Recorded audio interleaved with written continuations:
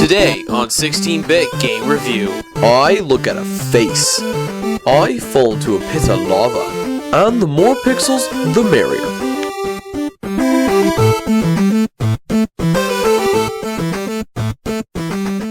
Hello and welcome. When I was a kid, one of my favorite book series which I liked reading was Harry Potter. And Philosopher's Stone was the first book in the series, but it's also one of my favorites. And when the movie came out and we really started getting into it, my parents did what every parent would do.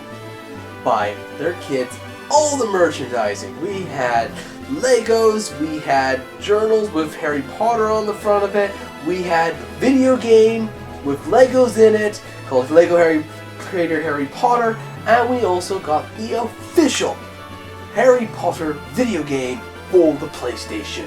When I was a kid, this game was properly magical. It had magic and spells, albeit only 5, and it had a massive explorable world, it had an explorable castle, it had explorable grounds, and a lot of that was just made up in my head about what I thought this game was. And a lot of my memories about this game was pure nostalgia. However, was this game good, or does this game fall under the stereotype that all movie games are bad?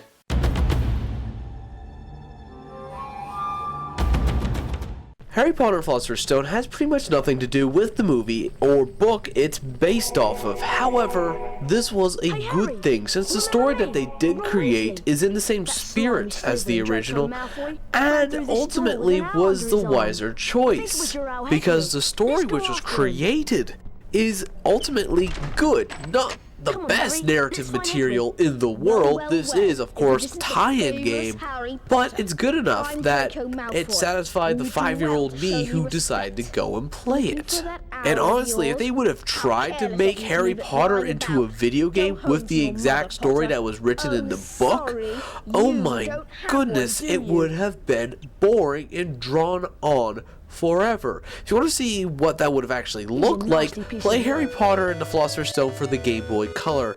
They use a lot of the dialogue from the book for the game, and it honestly drags on forever.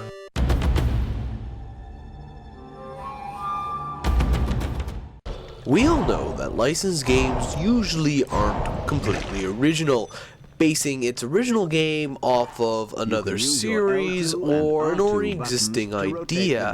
This one based it off of something that was pretty ambitious. The Legend of Zelda: Ocarina of Time.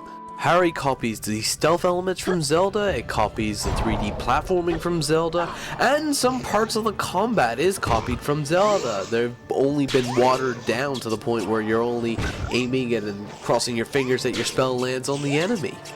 It's pretty much Zelda, it's just not as good.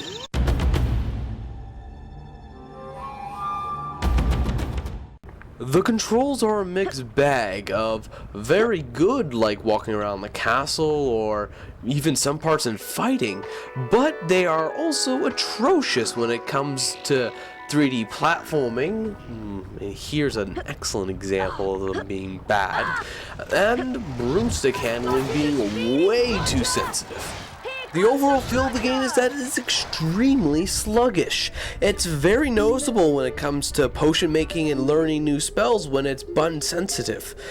But as soon as you understand this and you get how the quirks work, the game is actually not too bad, and it's very easy to get into. You just have to keep in mind that Harry's going to be going one way when you want him to go the other.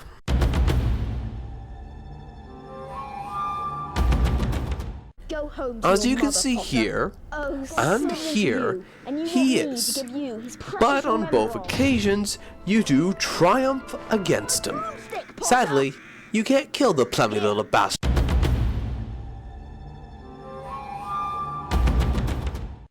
The game itself isn't very difficult, actually quite easy. The platforming in pods makes the game extremely difficult at times, but the game's true difficulty actually lies in the fact that everything is timed. And because it's timed, the precise controls that you need aren't really there. You can't be precise all the time. So when it comes down to it, you're just going to make a lot of mistakes because you're pressured into going fast. And the only reason why you're pressured into going fast is because you're on a timer. And the only reason why you're on a timer is because it makes the game more difficult. So the game isn't difficult, it's just has mechanics thrown in which makes it feel difficult.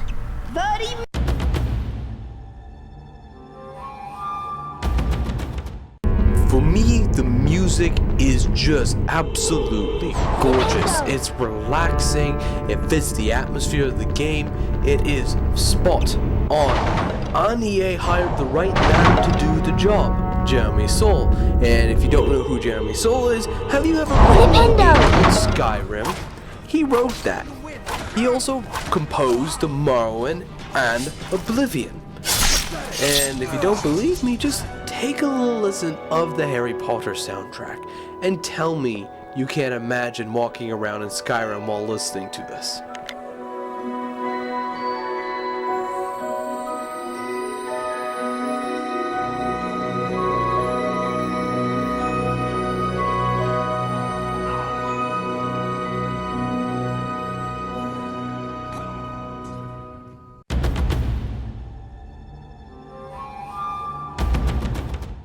The graphics in Harry Potter are actually pretty good, and most of it dates very well.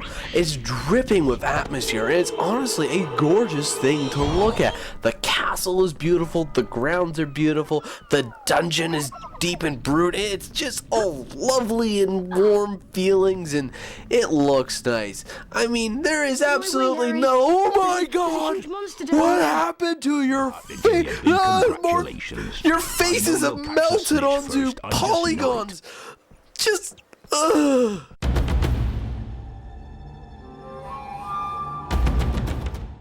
Even with all the game's issues, it's not that bad. A lot of it can be overlooked, and with enough practice, it's easy to play. The issue with the game is a lot of the time-based mechanics, but I mean, if that doesn't really bother you, then there's no reason why you shouldn't get the game. It's quite cheap nowadays because nobody really wants it. And even with all its flaws, it's totally worth getting even today. Anyways, thank you guys for watching. If you liked the video, please check out the annotations below for more videos or the cards as well. If you like or dislike the video, please leave a like or dislike below or a comment if you have anything to say. As well, subscribe if you want to see more videos from us, and check out our Facebook and Twitter. We do stuff there from time to time. Anyways, thank you for watching.